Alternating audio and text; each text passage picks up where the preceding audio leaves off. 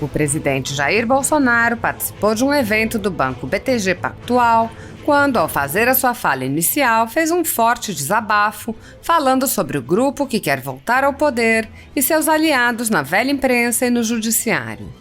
O presidente questionou se os empresários e banqueiros realmente acreditam que o Brasil estaria melhor se as reformas promovidas por seu governo fossem desfeitas e pediu que observassem o que vem ocorrendo em países vizinhos. O presidente questionou se os senhores acham que a nossa liberdade está ameaçada ou não por parte de alguns atores aqui no Brasil. Deixo claro, geralmente quem busca tolher direitos individuais da população e partir para o regime mais fechado é o chefe do executivo, e aqui acontece exatamente o contrário. Se não é o chefe do executivo resistir, certamente já estaríamos no outro regime atualmente. O que está em jogo no Brasil? É a nossa liberdade. Bolsonaro alertou: não adianta estar muito bem financeiramente se não tiver liberdade para ir para a rua. Bolsonaro pediu responsabilidade por parte dos empresários, investidores e banqueiros e disse: dá para brincar com isso? Para onde estávamos indo nos últimos governos? Vamos novamente ficar ao lado do abismo? É uma ida sem retorno. Todos têm que ter responsabilidade. O presidente disse: não tenho apego àquela cadeira, mas tenho compromisso. Entendo que foi Deus que me colocou ali e só Deus me tira de lá. Se tem alguém melhor, tudo bem. O outro lado já conhecemos, não apenas ao longo de 8 anos, mas ao longo de 14 anos. O presidente alertou: precisamos de paz para ter a liberdade e devemos lutar por isso. Não vai ser o chefe do executivo que vai jogar fora das 4 linhas. Mas, por favor, 2 ou 3 no Brasil. Não estiquem essa corda. Vocês vão ter que vir para dentro das 4 linhas. Afinal de contas, todos nós temos limites. Alguns poucos, 2 ou 3, acham que não tem limites. Podem ficar brincando o tempo todo de nos controlar, de desrespeitar a nossa Constituição, de ferir a nossa liberdade de expressão, de prender deputado, de manter cidadãos brasileiros com tornozeleira eletrônica, de desmonetizar páginas da internet, em querer botar freio na nossa liberdade de discutir eleições pelas mídias sociais. Onde vamos chegar? O presidente apontou que, caso seja candidato e venha a ser reeleito, o perfil de sua equipe já é conhecido, e o perfil do outro lado também. Bolsonaro disse: o que está em jogo é a nossa liberdade, é o futuro do Brasil. Bolsonaro concluiu: nós temos essa responsabilidade. Nós exigimos e tudo faremos por um Brasil livre. Por um Brasil livre de corrupção. Estamos há 3 anos sem corrupção. Isso não representa nada para a classe pensante no Brasil? A Constituição Federal Brasileira determina em seu artigo 5º, inciso 54, que ninguém será privado da liberdade ou de seus bens sem o devido processo legal. No entanto, o ex-corregedor do Tribunal Superior Eleitoral, Luiz Felipe Salomão, mandou confiscar, em decisão monocrática em inquérito administrativo, a renda de canais e sites conservadores, como de Bárbara do canal Te Atualizei e da Folha Política. A decisão do ministro, que recebeu o respaldo e o apoio do então presidente do TSE e ministro do STF, Luiz Roberto Barroso, confisca toda a renda dos canais, sem qualquer distinção segundo o tipo de conteúdo, o tema, a época da publicação ou qualquer outro critério. Anteriormente, a Folha Política teve sua sede invadida e todos os seus equipamentos apreendidos a mando do ministro Alexandre de Moraes em inquérito que foi arquivado por falta de indícios de crime. Se você apoia o trabalho da Folha Política e pode nos ajudar a manter o jornal funcionando, doe através do QR Code que aparece na tela ou utilizando o código Pix ajude@folhapolitica.org. Caso não use Pix, a conta da empresa Raposo Fernandes está disponível na descrição deste vídeo e no comentário fixado no topo. Há quase 10 anos, a Folha Política vem enfrentando a espiral do silêncio imposta pelo cartel de mídia que quer o monopólio da informação. Pix ajude@folhapolitica.org. Assista. O Brasil estaria se essas medidas aqui, os G6, fossem implementadas bem rapidamente. O que vocês acham, os senhores acham, né? de nós revogarmos a autonomia do Banco Central, de revogarmos a reforma trabalhista, a reforma da Previdência, retornar o imposto sindical, reestatizar as empresas que foram reestatizadas, que foram desestatizadas, acabar com o teto de gasto, o governo começar a interferir nos preços lá da Petrobras e da energia. Se nós viéssemos a fortalecer o MST, se nós fizéssemos uma campanha para recolher armas das mãos dos cidadãos de bem, se nós desmilitarizássemos as polícias militares, se nós extinguíssemos as escolas civil-militares e os colégios militares, se nós liberássemos as drogas no Brasil, se nós legalizássemos o aborto, se nós voltássemos a nos reaproximar de Cuba e outras ditaduras pelo mundo. Apenas essas perguntas, porque o outro lado defende exatamente tudo isso daí. Então, cada item desse dá um debate, mas eu creio que isso tudo, já que está do outro lado, caso vier a ser implementado, e eu como parlamentar que fui, sei que o início de governo, da forma como sempre existiu no Brasil, um governo forte, um governo que bem se relacione com o legislativo no tocante à distribuição de ministérios, bancos oficiais, de estatais, entre outras promessas.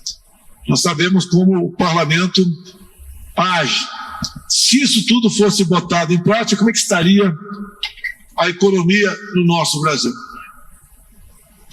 Há alguma diferença entre nós?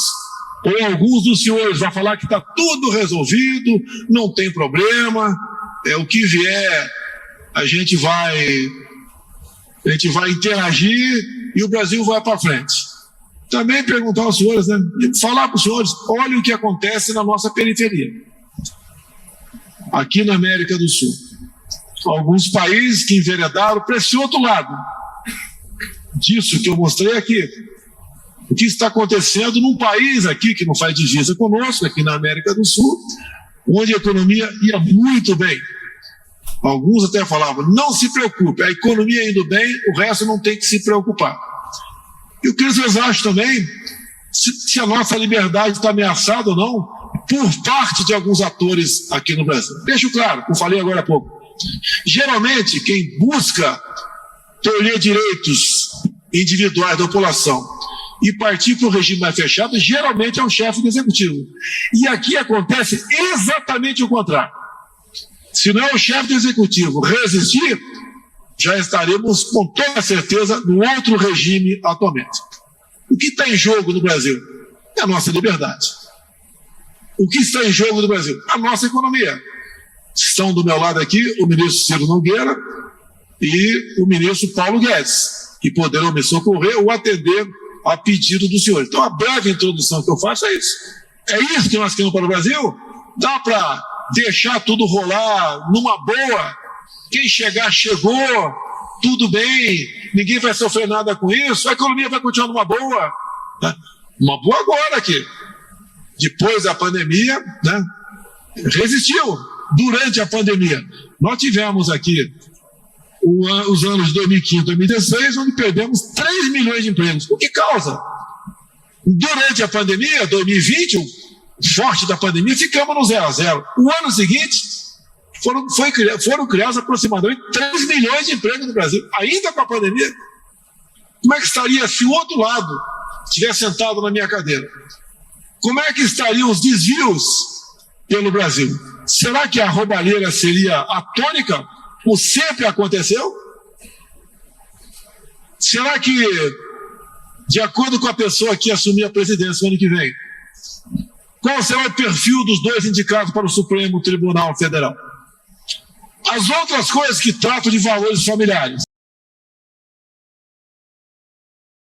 respeito às religiões, como o Brasil se comportará no futuro? Olha que a Colômbia acabou de aprovar, né, via o seu Supremo Tribunal Federal de lá, no tocante ao aborto a partir de 6 meses de gestação. Então, basicamente, de forma bastante, sem entrar em detalhes, há uma diferença enorme entre aqueles que estão polarizados no Brasil. Aquele que acha que vai continuar numa boa, não adianta você estar muito bem financeiramente se não tiver liberdade para ir para a rua. Não quero citar aqui, mas seriam, né, para levarmos em conta a Venezuela, a nossa Argentina para onde está indo, o nosso Chile para onde está indo também. Eles lá ainda têm como buscar uma operação acolhida, como a Venezuela buscou no Brasil. Nós não temos onde buscar operação acolhida, a não ser se montarmos um toco de bananeira e fugirmos para a África, que para a América do Norte eu acho que vai ser difícil. Então, basicamente, para ser bem claro, né, isso já não é o suficiente para pessoas com responsabilidade tomar uma posição. Responsabilidade não é só com a economia, não, é com a vida, é com a liberdade, é com o futuro do seu país. E nós sabemos o que vai acontecer com essa pátria se esses bandidos voltarem para cá. Pegue os meus ministros, um a um, compare com os outros que os antecederam, veja o perfil. Veja que agora nós conversamos, nós temos uma meta, temos as dificuldades, grande parte proporcionada pela pandemia, mas estamos dando esperança para o nosso povo, muita coisa de concreto também. Olha o preço do dólar no dia de hoje, está subindo o Brent lá fora. Se não ia cair o dólar aqui, olha as consequências dos aumentos dos combustíveis. Isso leva à inflação, leva ao descrédito do governo, nos leva a um local que nós não queremos ir. Todos nós temos defeitos, nós fazemos e damos o melhor de nós. Será que o que está faltando a muita gente nesse país, em especial a classe A, que somos todos nós, no tocante ao poder aquisitivo, no tocante também a formação? Dá para brincar com isso? Para onde estávamos indo? Nos últimos governos, vamos flertar novamente, ficar ao lado do abismo? É uma ida sem retorno. Todos têm que ter responsabilidade. Não pense em ninguém que eu tenho apego àquela cadeira que está ali. Mas tem um compromisso. Entendo que foi Deus que me colocou ali, só Deus me tira de lá. Mas temos que dar uma forcinha aqui também. Se tem alguém do perfil melhor, tudo bem. Agora, o outro lado que nós já conhecemos, não apenas ao longo de 8 anos, mas ao longo de 14 anos. Falei agora há pouco, estou repetindo para encerrar aqui com os senhores. Entre malfeitos, desvios, roubos, projetos mirabolantes, a Petrobras se endividou em 900 bilhões de reais, o BNDES 500 bilhões, 1 trilhão e 400. Isso, senhoras autoridades, estamos ouvindo aqui, especial vocês do Nordeste, 1 trilhão e 400 bilhões. Isso dá para fazer 100 transposições do Rio São Francisco.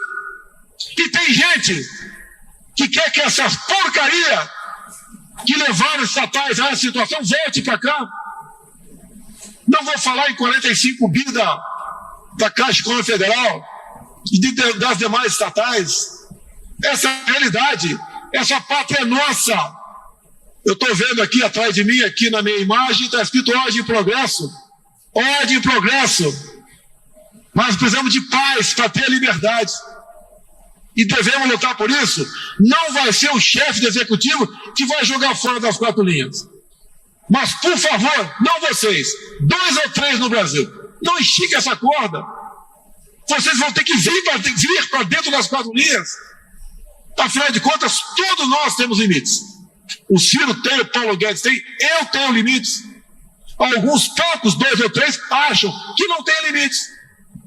Podem ficar brincando o tempo todo de nos controlar, de desrespeitar a nossa Constituição, de ferir a nossa liberdade de expressão, de prender deputado, por mais errado que ele tenha sido, em suas palavras, e manter cidadão brasileiro que pode ter errado suas palavras com tornozeleira eletrônica, em desmonetizar a página da internet, e querer botar freio na nossa liberdade de discutir eleições pelas mídias sociais. Onde vamos chegar? De termos um sistema eleitoral que você pode não comprovar que não é fraudável, mas você não tem como comprovar também que não pode ser fraudável. A alma da democracia é o voto. Tanto é que para caçar parlamentar na Câmara, não sei se continua assim, apesar do meu tempo do voto eletrônico, se fazia no papel. O que nós queremos? Paz, tranquilidade. E outra, o futuro do Brasil depende das nossas escolhas. Se eu vier candidato escolher a mim, o perfil está aqui do meu lado. O outro lado vai trazer uma turma que já ficou por meses presa. Vai voltar ao governo para quê? Para se locubetar. E vão estar cada vez mais conscientes, né? Bem, já que eu estou aqui, porque gostaram do que eu fiz. Vamos continuar fazendo. O que está em jogo é a nossa liberdade, é o futuro do nosso Brasil. Fui à Rússia tratar de alguns assuntos, um dos mais importantes, fertilizantes. A nossa agricultura, que nos orgulha a todos, leva um golpe quase que mortal sem fertilizantes. Fui negociar com o presidente Putin a questão de fertilizantes. Entre outros assuntos, como depois tratamos a Hungria também. Somos tratados muito bem fora. Cada vez mais o mundo quer mais interagir conosco. Se eu tivesse errado, os 38 países da OCDE não teriam, de forma unânime, nos convidar para entrar nesse seleto grupo.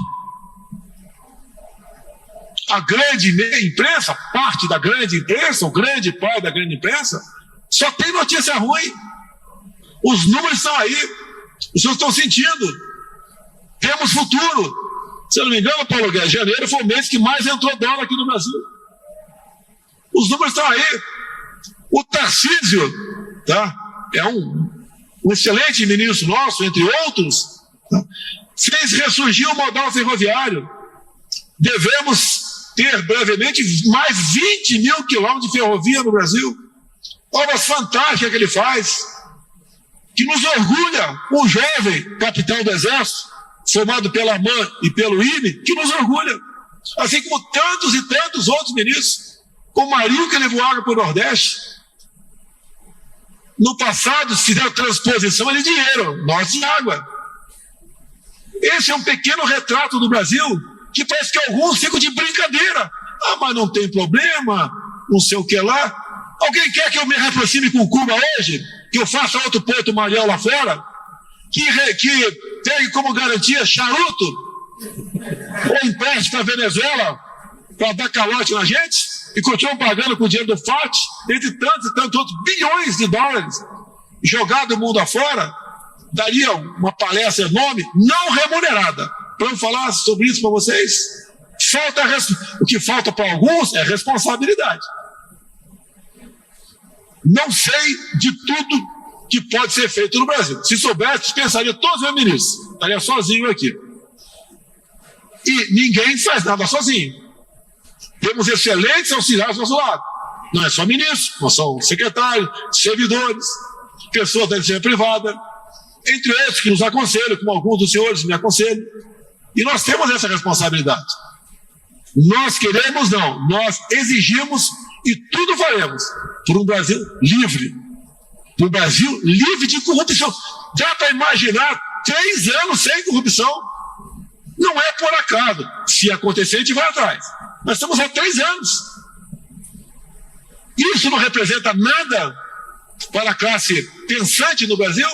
Ou acha que podemos flertar com o comunismo, com o socialismo? Uma rápida introdução, não sei se muito demorado, né? Mas desculpa o desabafo aqui, estou à disposição dos senhores.